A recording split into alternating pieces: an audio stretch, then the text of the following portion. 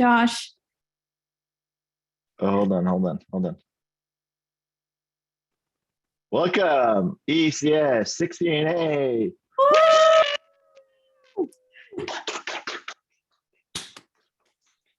Hey. Okay, now we can officially start. All right. Tell your friends to start coming to class and ask questions, because we are picking up speed here, and we're going to have more and more new elements and new circuits and new tricks here. So if you don't ask questions, I keep talking. I have, 4 lectures prepared, so I can just keep going. But if you ask questions, then I'll stop, and chances are that more people have the same doubt, and then the lecture is more for you than for others. Okay. All right. So last class, we had fun, didn't we? Oh my goodness, it was a bit far away. Fireworks. I know, and that was fantastic. And we introduced capacitors. So capacitors, let's see what we remember about capacitors. First of all, capacitors store energy, they store charge, and once they are charged, we can use a capacitor as a source of energy for our circuits. So you can power things with capacitors.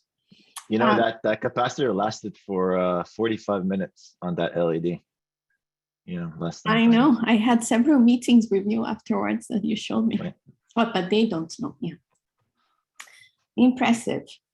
In the chat, there were a few questions about what's the difference between capacitor and a battery. A battery, there is a chemical reaction happening, and also ions are being transported in some sort of electrolyte. So a battery can be a primary source of energy. Capacitor, you store the charge, you move the charges, and you store the charges there. And it discharges very quickly. Battery discharges a little bit slower. So you can come and take my class 134, and I teach you about solar cells and batteries. Okay. All right. Then what else did we do? We saw that the charge that we store in a capacitor is the capacitance times the voltage that we are applying to that element. We also talked about the fact that once we define the symbol of the capacitor, we can actually use our 7-step circuit analysis, the one that we developed in this class for programming computers so that they can analyze circuits by defining a current, defining a voltage, the V element, and then we could use the same methodology or the same methods that we used for resistors here for capacitors. And at the end of the class, we got to an equation, an IV relation or IV characteristics for the capacitor, where we could write the current in the element as the capacitance times the derivative of the voltage across over time. Why is that? Because we also saw that this charge accumulation that we see in the capacitor only happens when we have a voltage difference across the capacitor.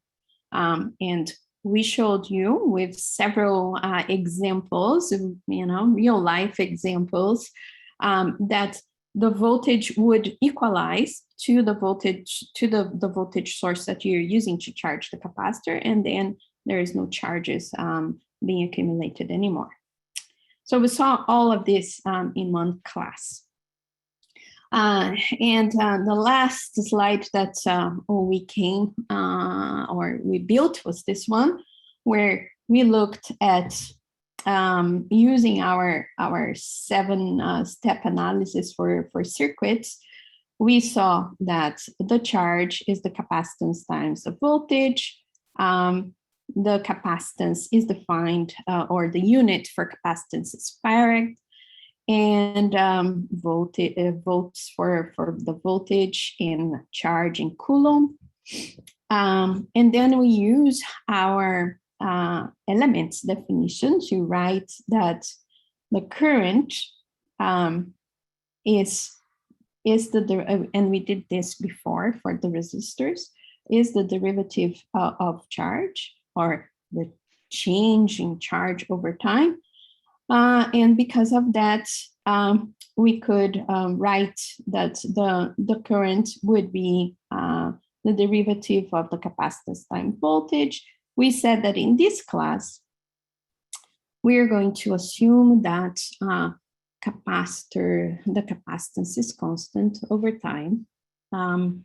It's different in real life, but here for all the analysis that we're going to do, we are going to assume that.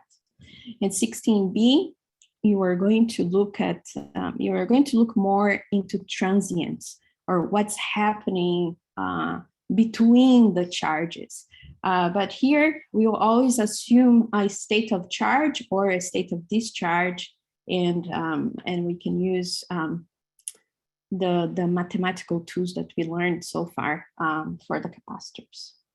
Okay, and then finally we saw, okay, just like the resistors, we can draw this graph, the IV relation for the capacitor, and we find this nice curve where the slope of the curve is the capacitance, right?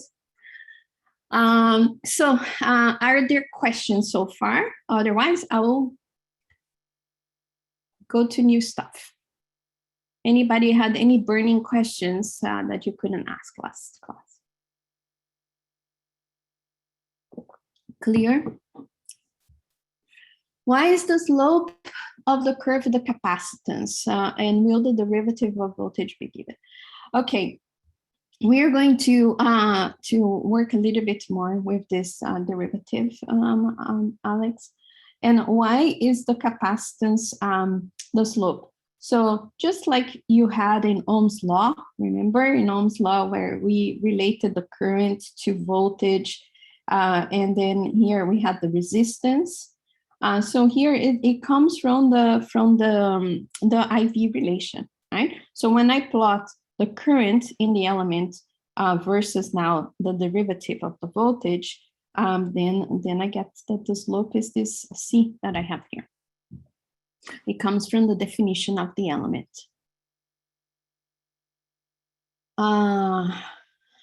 Okay, Matt. Okay, great. All right. So what else did we learn? I did teach you a little bit more of the physics, and we talked more about the capacitors. So I want to define a little bit more the capacitance itself in terms of materials. So when you were given, typically, a lot of the capacitors are using this configuration, and this is like a little review of last class, where you have 2 parallel plates that are conductors, and in between these parallel plates, you have an insulating material. And the name that we use for that insulating material is dielectric. So dielectric materials, you need to give a lot of energy to have current going through. So sometimes in capacitors, we say, oh, the current going through the capacitor, that's not completely correct, right? What's happening is that there is current in the circuit, and because of that current, we accumulate charges in the plates of the capacitor. And we saw last class that these charges will be negative when we have a connection here to a power source somewhere, right? And there will be flow of these electrons on the other direction too, which means that on this plate here, we are left with a positive charge. And we when we have this accumulation of opposing charges, which were called, what are these charges called? Negative charges, electrons, without the question mark for sure. And what are these positive charges called? Positrons. Holes or holes. Very good, holes. These are the holes. Sometimes in ionic systems, we call it cation, right? Okay, it depends if you studied more physics or more chemistry. All right, and what else? If we have these charges, we'll create an electric field. That electric field can actually break down the dielectric strength. And if we increase and increase and increase the dielectric field, what happens? Then we start, oh, Nikki is going to show.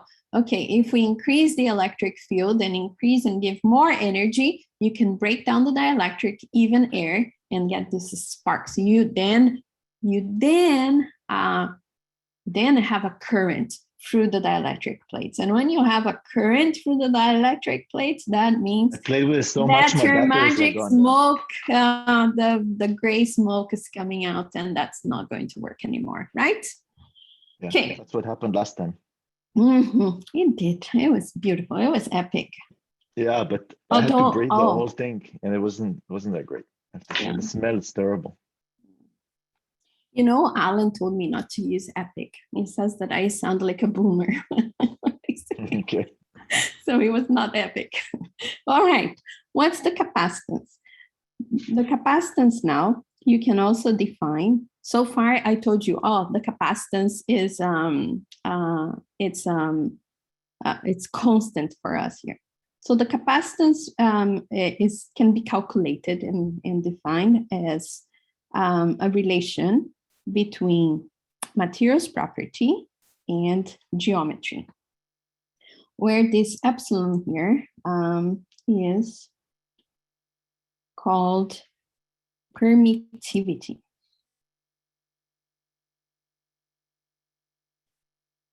Permittivity. And the permittivity for dielectrics is related to the electric field and related to the strength of the dielectric. How much energy you need to give in a certain geometry in order to break down that dielectric. So for example, the permittivity of air, permittivity of vacuum, rather, is given as 8.85 times 10 to the minus 12 farad per meter. So it's farad per meter, the unit.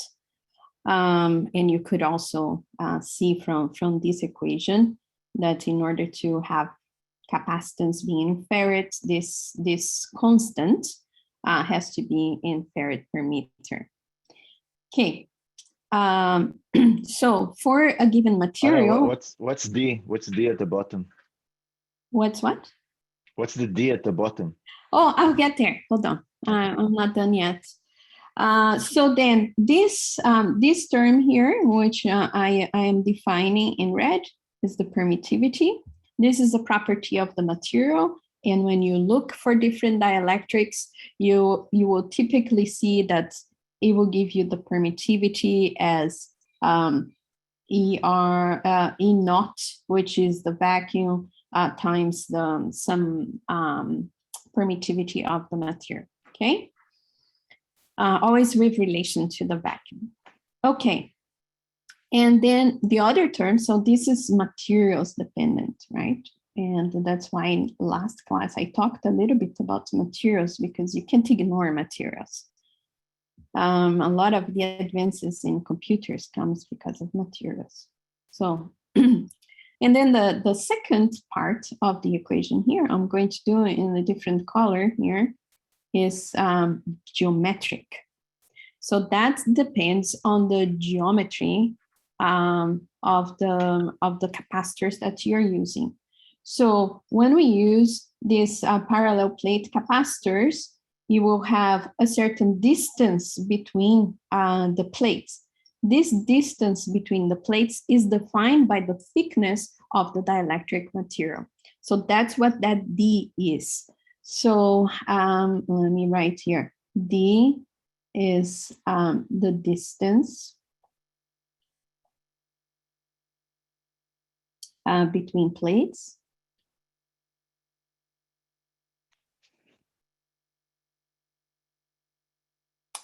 Which is also equals the thickness. It's hard to spell and write. Okay, thickness. You write a song about spelling.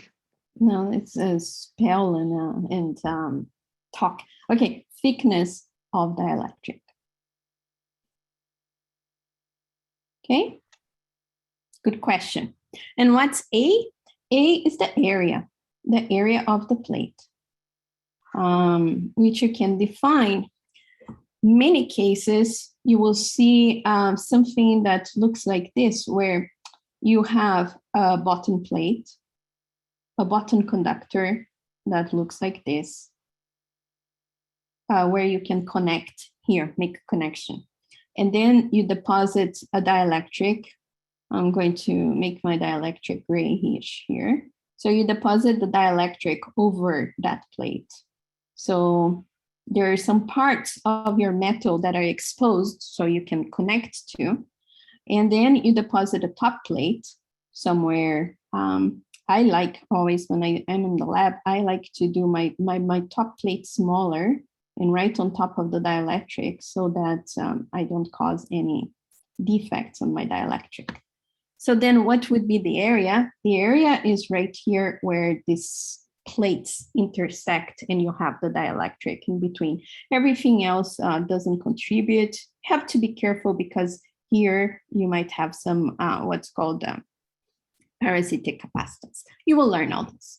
Anyway, so that's what defines the capacitance. So if you are giving the materials and you're given the geometry, you should be able to calculate the capacitance, okay? All right, thank you for asking. In front of thickness, is that an arrow? What is the question? Is that an arrow or L1? Oh, that's an arrow. I wouldn't make such a big L, but that's an arrow. Let me fix it. And all right.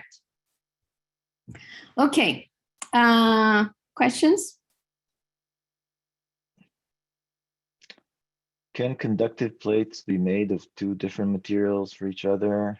Yeah, so you bet. Yeah. You can pick whatever you want. And depending on the materials, okay, I'm a fabrication person here, so I'll give you a lecture. Depending on the material, you have to choose the material that will not damage your dielectric when you're depositing the top plate. That's the most careful you have to be, is the deposition of the top plate. The bottom plate, all you want is a material that is very flat. And if the material is very flat, that means that you'll have less defects. But then the top plate, you have to be careful in the deposition that you pick because you could damage the dielectric. And if you damage the dielectric, your capacitor goes away. In the area, there are lots of people asking about the area. The area is the intersection. So if this is my metal 1, this is my metal 2, and there's dielectric in the middle, it's the intersection here that will be the area, right? Okay. Very good. Thank you, Miki. Okay, so let's do some circuits. And then with circuits, we play around and we come to some more understanding of this. Is it the average of the two areas? No, it's not the average, it's the intersection, right? You can make your plates as big as you want. That is the intersection that will define the area of the capacitor. Great. Okay. So actually, so there's a few things. I mean, this is a very big capacitor, and the reason it's big, its capacitance is big, but it's also big in general because it needs a larger area compared to smaller ones. Yeah, it's directly proportional to the area, right? So if you want your capacitance, which is like how much charge you're going to keep in that capacitor, you need to play with the geometry. You need an area that is very large because that is directly proportional to the capacitance. You could also make the thickness very, very small, and that increases capacitance. That's what's done in modern electronics, in the very fast transistors. We push this D to be as small as possible, nanometers. But then you have to be careful with your fabrication because the yield, goes down. Very good, but that's for later on. Okay, so let's do a circuit here. And I'm going to keep using the methodology that we learned for the resistors so that we get comfortable with capacitors too. And then once we start doing some more sophisticated circuits, we are going to do some shortcuts. Okay, so I give you a circuit. What do you know about this circuit? Well, you know that this is a current source. I see there's a capacitor there. What's the first thing that we can do? Well, we will label our nodes. Here's the reference node, which will be our C level, right? We reference everything to that potential. And always when we are solving circuits, well, when we are teaching computers to solve circuits, all we have to teach the computer is how to solve for potentials and how to solve for currents. And that's why we define first the potential of the nodes. And then we will say, okay, since this is our new element, I'll have here IC for capacitor, and I'll define a voltage across this capacitor, which I'm going to call VC, just like we did for element, right? Element capacitor. And now we can solve the circuit using voltage definition, KCL, KVL, and all the tools that we have so far. So let's see, what could we do here? We could do first KCL. So if I do KCL, what are the currents that we have here represented in this circuit? We have two currents, right? And we will do KCL for node U1. So how would we write this?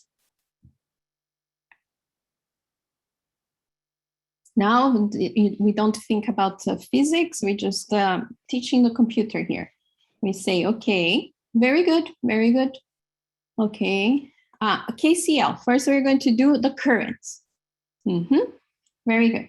So we will say the currents, the currents that are arriving into the node are equal to the currents that are leaving the node. So we can safely write that IS is equals IC. Very good.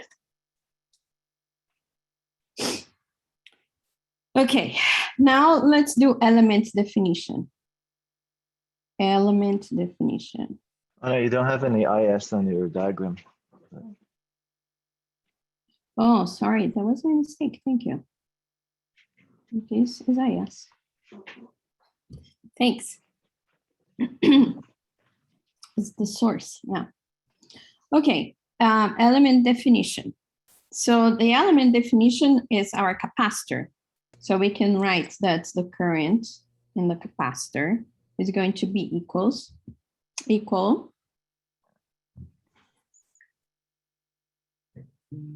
That's the element definition. What we saw just one slide up.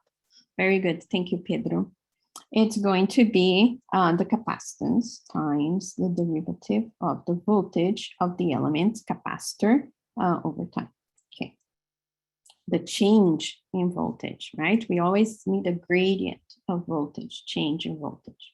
Okay, and we also have voltage definition that we can use. Voltage definition to find out what U1 is. So by voltage definition, what do? We want to go from our reference to U1. So what do we say here? We say that U1, oh, actually, you tell me. U1 minus 0 equals VC. Thank you. U1 minus 0 equals VC. Very good. So now we just start substituting things to see what we can write, right? So let's write in terms of IS. So if I write IS and I apply the elements definition, since we concluded first thing after I put IS there, IS equals to IC, and we have that IC is capacitance derivative of the voltage. So we can write that IS is equals capacitance and then derivative of VC, but right here we said that VC equals U1, right? And we always solve for potentials and currents, and there we go. And right here, we have our equation that we need to solve this circuit for. We have a relation between current and potential, which is what we are going to put in our algorithm. Now, how do we solve this? Who remembers? Where do we learn this? It's an integral. Yes, we do an AU integrate. Very good. And how do we do that? We use the limits, time equals 0 and time equals infinity. I'm going to use from 0 to t, a certain time. Okay, so what am I going to do here? I'm going to multiply this by dt and do the integral, right? So I'll change color just so we have here our integral defined. We're going to have IS dt equals C d U1, right? And now we do the integral using 0 to t, IS dt. And then we're going to have equals. And what are the limits that I should use on this side?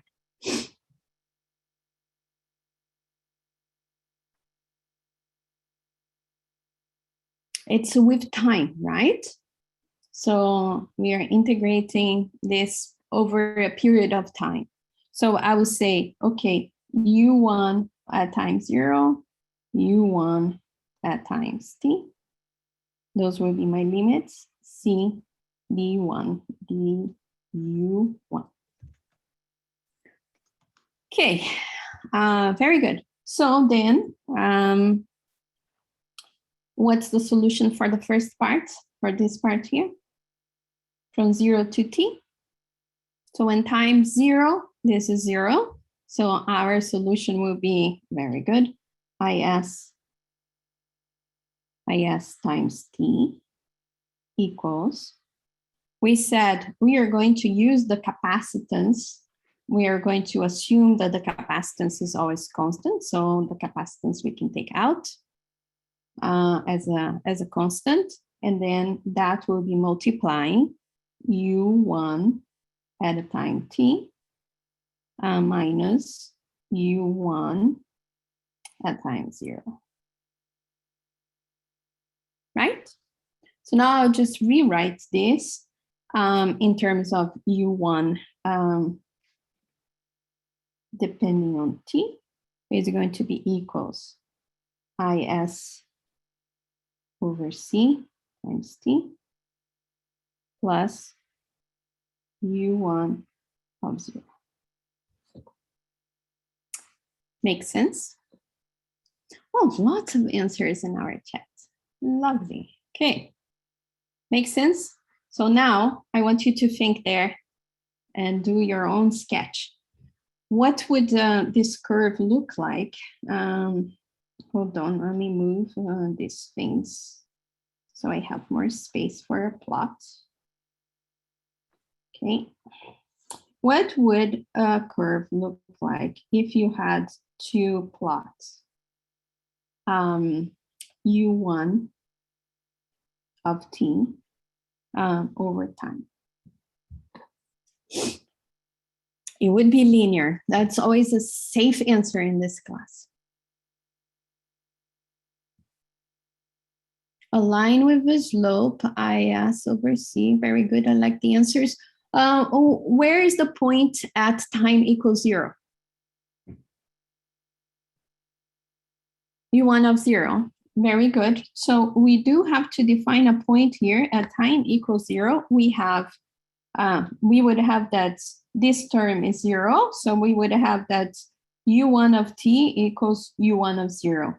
So we define a point here. And then we have a linear curve, a line with a slope that would be IS over capacitance. Now this curve is quite interesting. Why? It tells us quite a lot. It tells us that if the capacitance of the capacitor is small, we are going to charge this capacitor very fast. It tells us that if the current that we use to charge the capacitor is large, we are going to charge the capacitor very fast. It also tells us that there is no stop here, right? This line can keep going, can keep going, can keep going. And what happens if you don't stop charging the capacitor? If you don't stop your time here, what happens? Boom. Very good, very good. Explosion. You know what it reminds me? You know what it reminds me? Yes. Like when you fill a tire with air, it's very similar mathematics. Yeah. Where you build pressure, you know, more and more and more and more and more and more and more. Yeah. You know? Yeah. And then you don't know that in your bike there's a tiny hole. And you will keep filling it, and then you're late for dinner, you're in trouble with your mom. Oh, I have experience. Yep. Darren, do you have a question?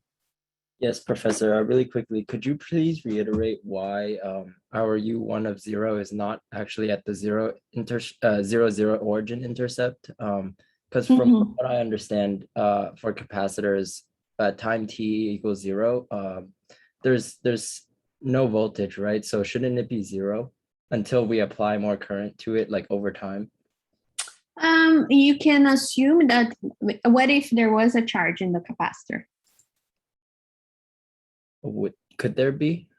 There could be, right? The capacitor could be not fully charged, but could be charged. Oh, okay. So it's a more generic solution, right? So let's say you start your circuit where there's no charge, then you can define a new U1 of 0. But the generic solution would be this, where you have a potential. Okay. Makes sense? That makes sense. Thank you. Oh, thank you for asking. Class is much better this way. Okay. Any other questions? No. Okay. Shall we do another circuit? Oh, so that would mean U1 would include a starting charge. You will see, Alejandro, that there's lots of places here that we have to make assumptions, okay? And we will introduce switches and assumptions too. The only way of knowing is by measuring. And that's what Mickey did in his demos last week, right? He would measure the voltage to see if the capacitor was charged or not. And that's how we can define U1 of 0. So if we were going to start an experiment now with that capacitor, Mickey would say, okay, time equals 0 now. I am going to measure my U1 of 0, okay? Then he starts charging something else, a capacitor with that huge capacitor of his. And then when he stops, we are going to define U1 of t at a time that he is going to stop discharging. Looked like it had a little bit of a charge. Yeah, tiny. All right, does that make sense? So, yeah. So the best way to measure capacitance is really if you have a current source you know your starting point in the capacitor, and then you can measure where you stop at a certain time. Excellent questions. Okay, next circuit with capacitors. So now I switched the current source to a voltage source. I did label everything, very good. So how can a capacitor get charged if there's no current, but is some voltage? Is this, there is Already charged. Already charged? Wow. Okay. I will answer this question here. How does a capacitor get charged? So when we have a circuit like this, it's a closed circuit, and we have a power source, what happens? We have electrons everywhere, right? And now these electrons have energy. So they will be moving here, and then they come to this plate, and they get accumulated in this plate because they cannot go through. There's a dielectric in between. Well, if we have accumulation of electrons there, that means that we're going to have accumulation of holes on the other side, right? So that's how we get charged, the capacitor charged. Does that answer your question? Utsa? Okay, yeah. Go back to last class. I explained this in, step by step.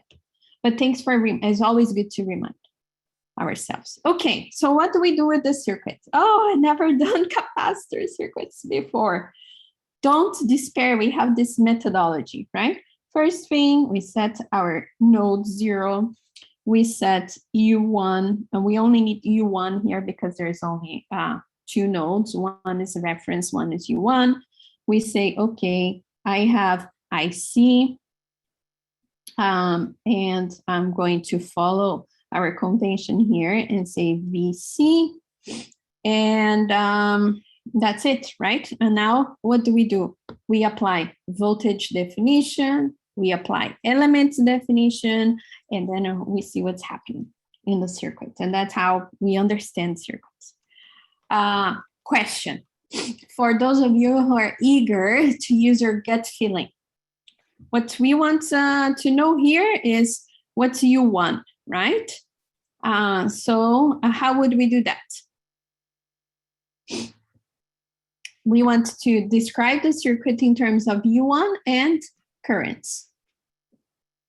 Very good. I see lots of people saying U1 equals Vs. How did we get there? Well, we go from the reference to U1, and then we write from negative to positive, and we write our definition. So we say U1 minus 0 equals Vs. Vs. We can also write U1 minus 0 equals Vc, right? If I go, I can go to the node like this. I can go to U1 like that, and I write these 2 voltage definitions.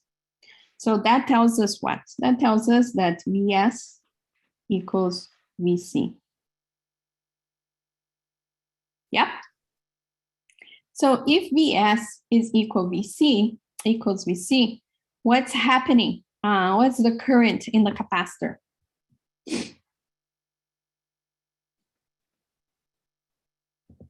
Zero. Yeah, you see, gut feeling coming to you. But let's do this mathematically. Okay, so here, how did I get here? I got here by using voltage definition. And I am methodical because, and repetitive because that's how we learn. Okay, voltage definitions. Now I'm going to apply capacitor definition. So capacitor definition for the current will give us that IC equals capacitance dVc dt. This is our capacitor definition, elements definition.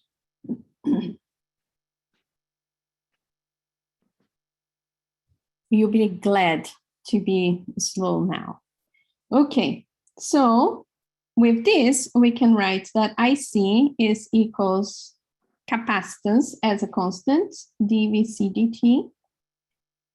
And well, we learned that with our analysis here, that Vs is equal Vc. Therefore, we know that there is no change in voltage over time. It's set by our source, our voltage source. So if it's a constant voltage source, that means that that term here, I'm going to do it in red just so we know where it came from, is 0. And why is this 0? Because we have a constant voltage source. Therefore, we prove that the current is 0. Okay, so I'll say here, I will write it down that the current in a capacitor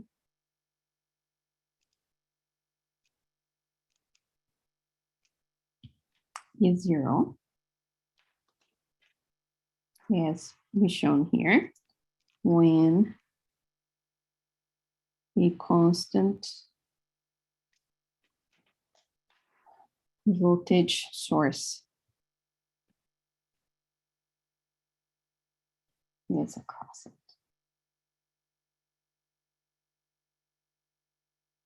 Okay, clear? This is apply only for the capacitor. Mind blown. Okay, now comes really the mind blowing. Do we like zeros in circuit analysis? Do we like these tricks or these situations where we say, oh, if I have a constant voltage source, it's a 0. Oh, we like. It makes life easier, right? And then if we look at a circuit like this, we say, oh, it's a constant voltage source. I know for sure the current is 0. All right, please ask your question. Hi. So I get how you say that the change in voltage is 0, right? Because it doesn't change. But when we do KCL, right, doesn't Vs have its current too? So like we could say Is equals IC. Because I think for other circuits with the voltage source, we still added Is for external. Yeah, you were asking, what if I were to define this constant voltage source as a separate element? And that's why I would put in a box like this. And then we would say, okay, we have a V element here. And then we can define a current here, right? So we would write more equations, but in the end, because the voltage, that would not change the fact that we have the constant voltage across this capacitor. And by the capacitor definition, we know that the current will be dependent on the derivative of voltage. This would always give us 0, even if you added those equations. Okay. So would IS be 0 then? If you prefer to keep going like this, then you would say, okay, you would get to an equation that would tell you that I element is equals IC, right?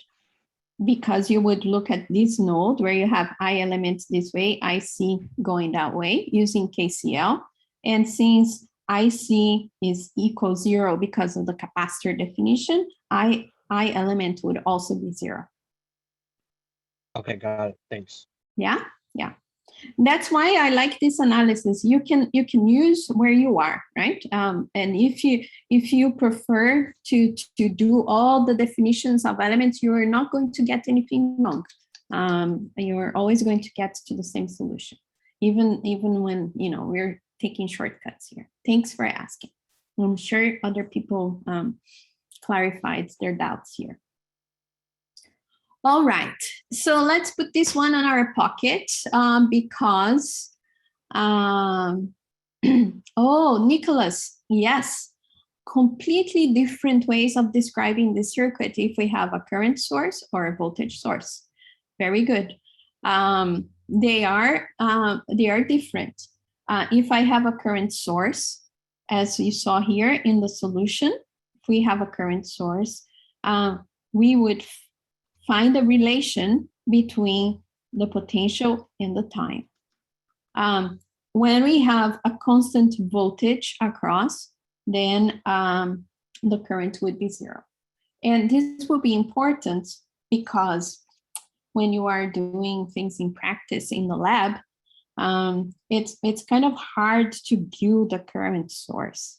You will build, if you keep taking circuit classes in EE 140, you will build a current source. Or if you take 130, a transistor is a current source. So, but it's more complicated. So here we are going to show you an example on how to do the analysis of this circuit. So with a voltage source, but the current source would be the simplest way to measure capacitance. Thanks. All right, another circuit, circuit 3.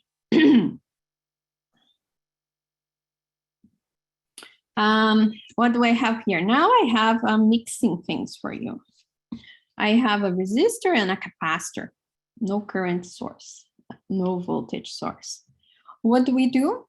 Same methodology.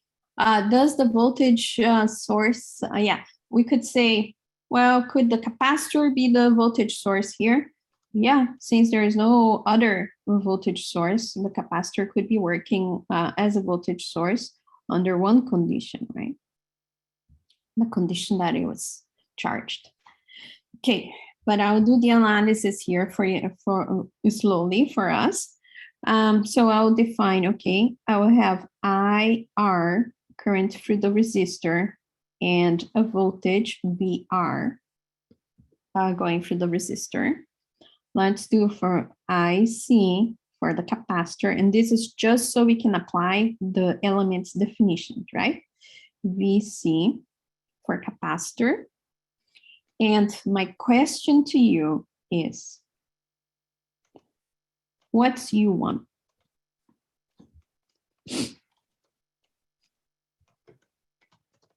What's the value of U1 in this case?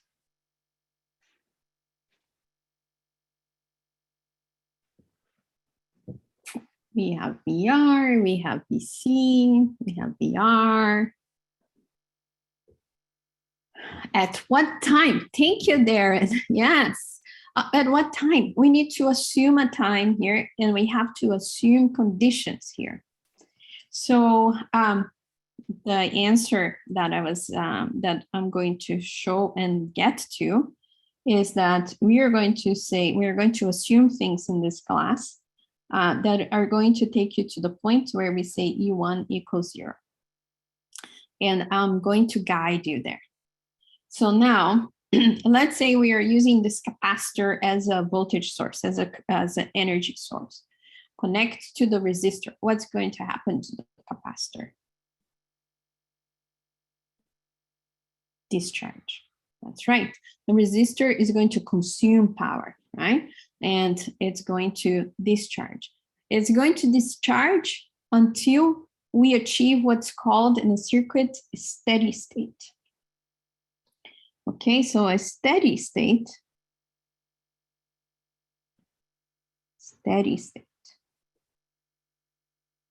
is when the voltages are settled. It's the end of a process, the end of the process here.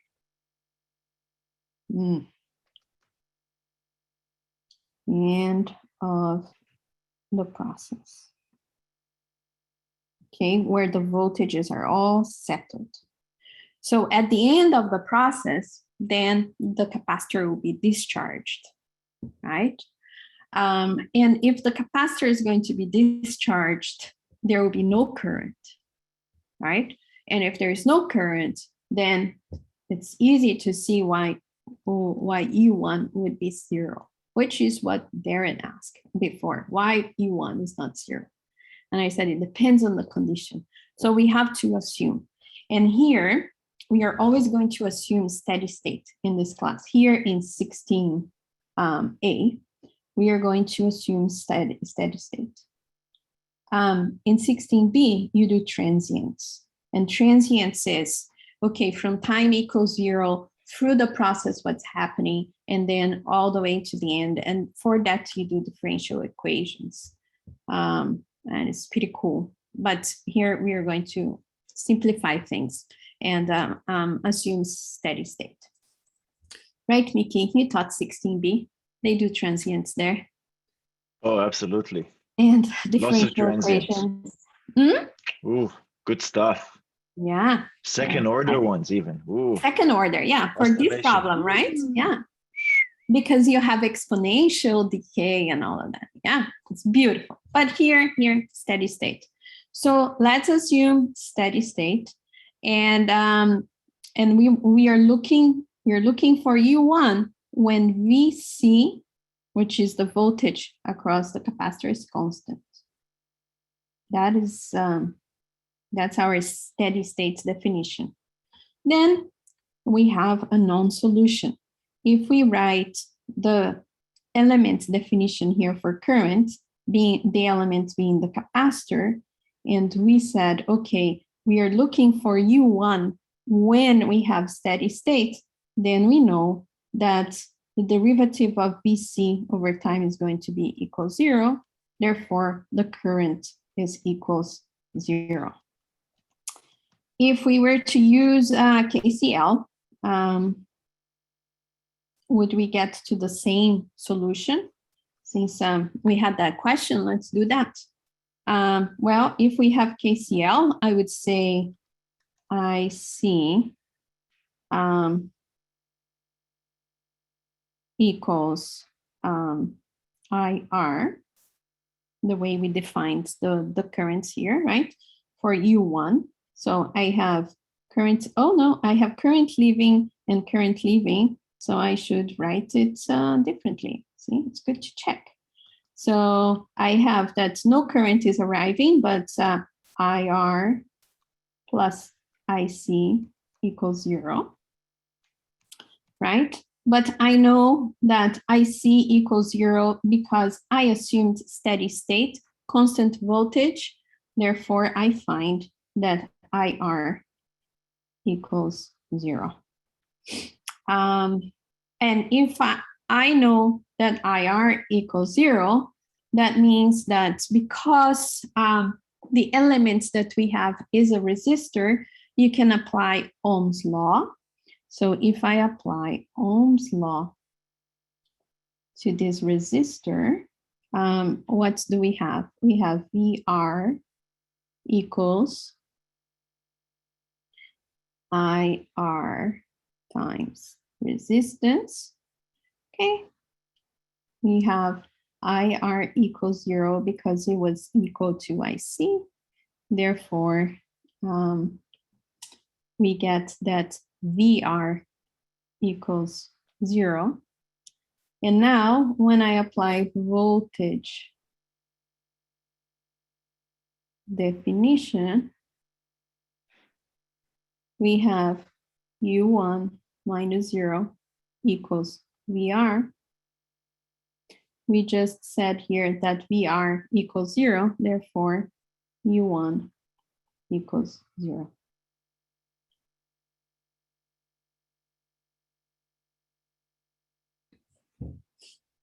Makes sense? Nice. Yeah, I agree. Okay, now the question of the day. If the current is 0, what's this circuit operating as or behaving as? Good question. As an open circuit. And now imagine if you have this block in your circuit and it's complicated and you say, oh, wait a minute, I assume steady state. If I assume steady state, that means that this voltage is constant. If this voltage is constant, there is no current, U1 equals 0. This is behaving as an open circuit. I'll take the question in a moment. I'll just finish my thought here, okay? So this is like an open circuit. And as we established in our previous slide, we like zeros. They make things easier to understand. Go ahead, Adam. Hey, so how come, So a capacitor is either charging or discharging. So how come the voltage on a capacitor is constant if it's discharging through a resistor? Yeah, it will get to a point where it doesn't discharge anymore. And that's what we assume here, that it's the steady state. It's when you are measuring the voltage and the voltage is not changing anymore because it's not discharging. After a long time, after a long time. Yeah. Okay, at which point the current is zero and Yeah, okay. yeah. That's why the assumption here is important. And because we are using the math tools that we have so far, right? So once you get more sophisticated in the math, then you can look at the transient part. What's happening in between time equals 0 and time equals very long, infinity. Steady state. Make sense? Good question. Go ahead and ask your question, Yiturhan. So just real quick, how come we didn't do an assumption for the first example circuit or even the second example circuit, even though that voltage was 0, we didn't talk about assuming a steady state. Why is that? Let's see. We didn't assume a steady state here because here we had a constant current source, right? So this is not steady state because we are providing current. Then here, we are providing a voltage, but then after you charge your capacitor to what you can charge, then these voltages will equalize. Here, we are assuming steady state because we don't have this external source of power. We are just relying on the capacitor discharging over a period of time. Excellent question. Okay, got it. Thanks. Mm-hmm.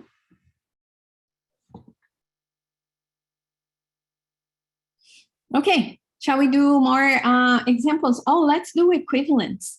Equivalence with capacitors. We did equivalence with resistors, remember? Nice tricks, also a way of simplify life. So let's do the same thing here. So how would we do this? In 16A, we are going to analyze capacitor only circuits.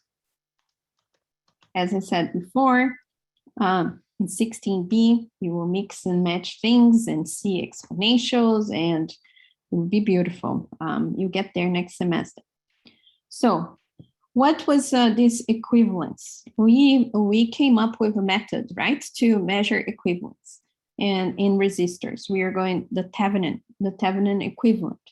So why was that important? Because if you have a block here, which is your circuit, and in that block, you have whatever there, and we are using capacitor only. So I'm going to say, okay, I have many capacitors, and actually in real life, a lot of the systems use lots of capacitors connected in all sorts of ways, right? Then what was our step 1 to find equivalence?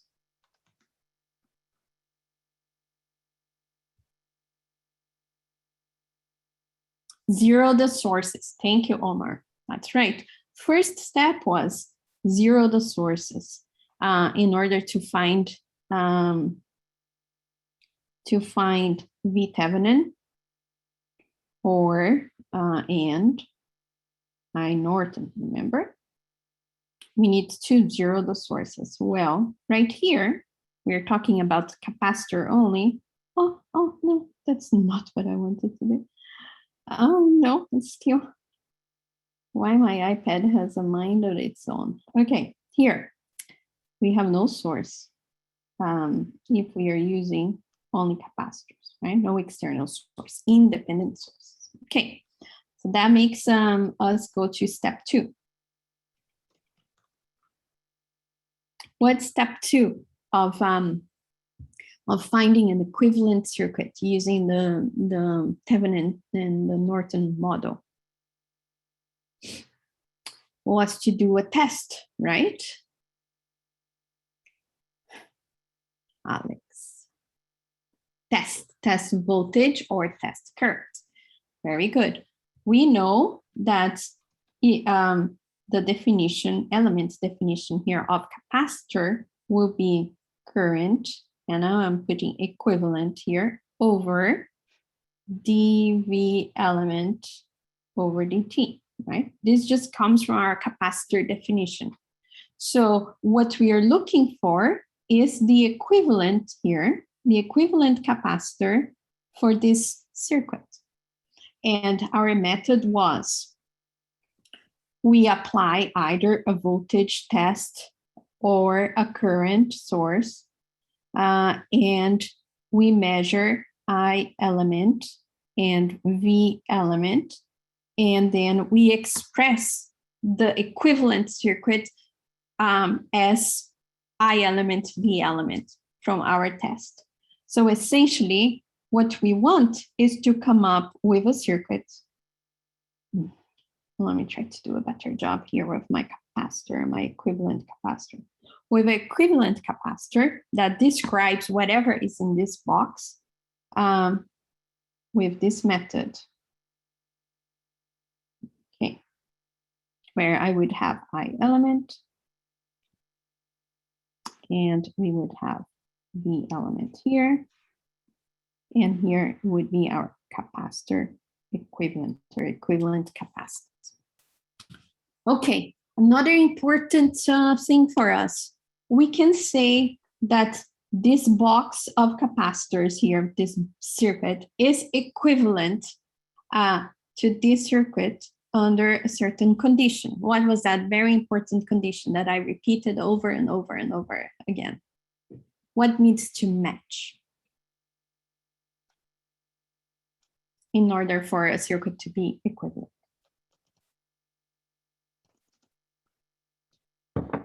Thank you, Massimo. That's right, same IV behavior. For resistors, it was IV, right? For capacitors, what we have is I element versus dV dt.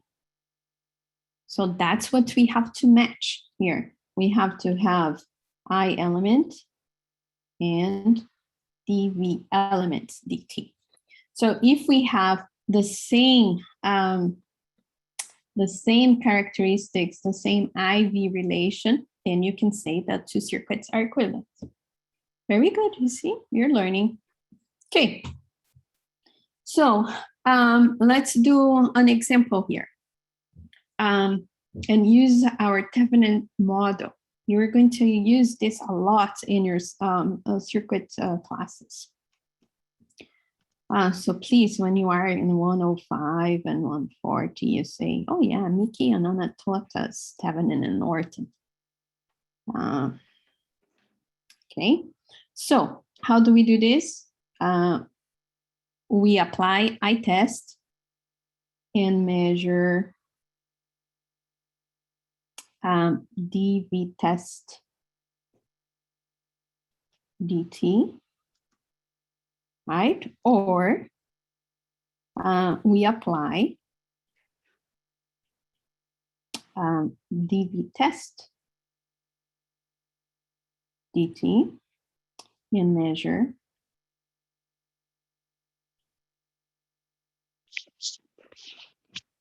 I test. Why are we doing this? Because in both methods, what would be our result? Our result would be that the capacitance, the equivalent capacitance, is going to be I test over dV test dt. Yeah? Okay, same thing we did for the resistors, Thevenin and Norton. So how would A look like? Method A. Method A would be something like, I have a box of capacitors here, which I want to find the equivalence. And then I come here externally, right? And I apply current source which I am calling I test. And then we will measure a voltage gradient across that we say is dV test dt. Method B in graphics instead of words would be, I have my box here, which is the circuits that I want to find an equivalent circuit for. Why? Oh, because we always want simpler things. Engineers are specialists on simplifying things, and we are all becoming engineers here, right? Okay, so now on this one, when you have to apply a gradient of voltage, a change in voltage over time, you can draw a voltage source that has a squiggly symbol here. That means that there's a change in voltage, okay? And we will get here that this will be dV test dt. And then we are going to measure, let me change current, no, let me change color so we see the current, and we are going to measure I test. Okay, both times, we get this, which is our equivalent capacitance. These are measurements, right? These are experiments. You have your circuit, you come there, you apply a current source, and then you measure things. All right. So let's do this. Let's do an example. I will put a circuit here, and we will use that as an example. So of capacitor only circuit. And then it becomes more clear, I think.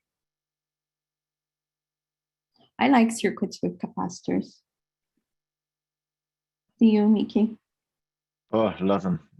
I think we have a company. Yeah, we do. That's right. We do have a company that have circuits with capacitors in them. Yeah, we do. Printed capacitors even. All right. That's right. Okay, how are we going to find the equivalent here? So I have C1, C2. I'm going to label things because I want everyone to always stay with me here. So I'm going to label this node 0. I have this node U1. I labeled my potentials. So should I have any other node, any other potential here? Don't think so. Potentially. Potentially. VC1, I'm labeling my voltages, element voltages, VC2. And then the only thing missing here for our circuit analysis is to define the current. So I will have IC1 capacitor there, and then IC2 capacitors in the circuit. Okay. Question for you, younglings. What do we apply in this? Do we apply a DVD DT test, or do we apply current? Which method are we going to use? A or B? Okay, lots of people saying voltage, voltage, voltage. Why are we going to apply dV test dt? Because we learned a few things. And what's the thing that we learned? That when we have a node like this, we know that the potential is the same. Very good. All right, so let's apply that. So we are going to come here with our external circuit. We are going to have a squiggly voltage source here that we are going to call dV test dt. And now we are going to do some math here. Okay. Let's do element definition first. Element definition. Element definitions. What are the elements? We have two capacitors, right?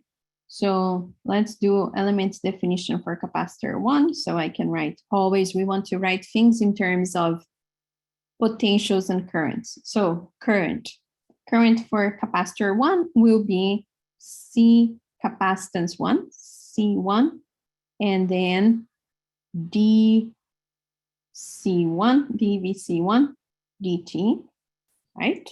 Voltage across the capacitor and the current. Again, elements definition for capacitor 2 in terms of current will be IC2, C2, dC2, dt. Everyone following so far? Yes. I like that some people are jumping ahead, but I'll stick to the methodology, okay? Now I am going to apply KCL for the currents. And with KCL, oh, where's my I test? Let's put I test here. So I test. I test. Okay, and now I can apply KCL. So if I apply KCL, what do I get? I test equals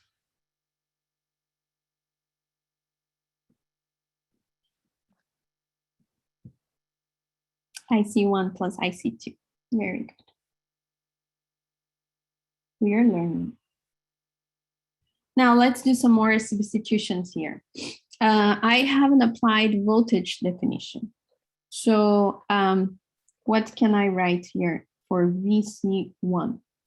What's the voltage across capacitor 1? Equals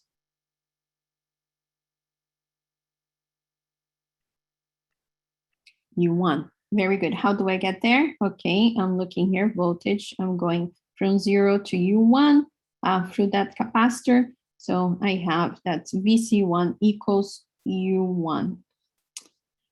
What can I say for VC2? Equals U1 without question mark, with 100% sure. We have done this circuit. We know that the potential is the same, right? Some people said that at the beginning, and that's why we chose to apply voltage. Very good. So then tell me, U1, then we can write that U1 is equal V test, right? Is voltage across there, which I also didn't define. So let's see. V test. Clear? Okay, and now I will finally write that du1 dt is going to be equal dV test dt. All good? Now, if I take this, that's du1 is dV test dt, I can advance these equations down here for our voltage elements or our current elements definition. And I can write that C1, that IC1 is going to be C1 du1 dt. Why can I do that? Oh, because we said that VC1 equals U1. Can do the same thing for the same capacitor. C2 du1 dt. Okay, going further, since our experiment here is about the test, we can say that let's actually write C1 dV test dt, and this will be equals C2 dV test dt. Okay, now if we come back here to current, right? We said I test, which is what we are measuring. Our method was apply a voltage gradient, measure current. Okay, so now I know that I test is IC1 plus IC2. So we can write that in terms of these equivalences that we found here, which is going to be C1 dV test dt plus C2 dV test dt. And now to the final moment here, we find that I test is equal C1 plus C2 dV test. Oh my God. I know. You can add the C's. Ah, isn't that amazing? So all we wanted was to find an equivalence, right, for those capacitors. And we found that the equivalent, the capacitor equivalent to our circuit, which we said we are going to use this Thevenin method, which is amazing, to get I test over dV test dt. And we find that this is equal C1 plus C2. Wow. Ring a bell. I got two. I got You got C1 plus C2. yeah. Please, Mickey, show us. Here's C1 plus C2. Ooh, connected. C1 plus C2. And are they connected in parallel or in series this way, Mickey? The way that you told me to do. Which is in Plus to plus. Parallel. This is parallel. So a parallel connection of capacitors will give you this equivalent circuit. Not to be confused with resistors. Remember, resistors in series, we were summing the resistances. But now this is great. You're given a circuit with a bunch of capacitors, you get the equivalent. Go ahead, Darren, and ask your question. In the circuit diagram we drew above, how come the I test wasn't violating passive sign convention? Because V test is plus on the top and then minus on the bottom. So shouldn't I test be going like toward the ground node? Yeah, it wouldn't change, right? It would just give us a negative sign at the end because these are external. These are things that I come and apply. So we had the same question last time. So this is not part of the circuit. This is something that we connect to force current through. And because it's external, then let's say if I put the other direction, then there would be a negative somewhere that would cancel out. Result would be the same.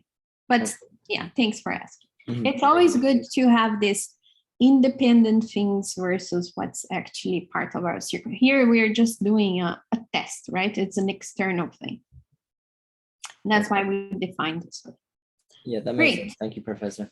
No problem. You're very welcome. Okay, so next class, we are going to prove the equivalence for a different circuit, capacitors in series then. And as I said, and then we are going to start our model.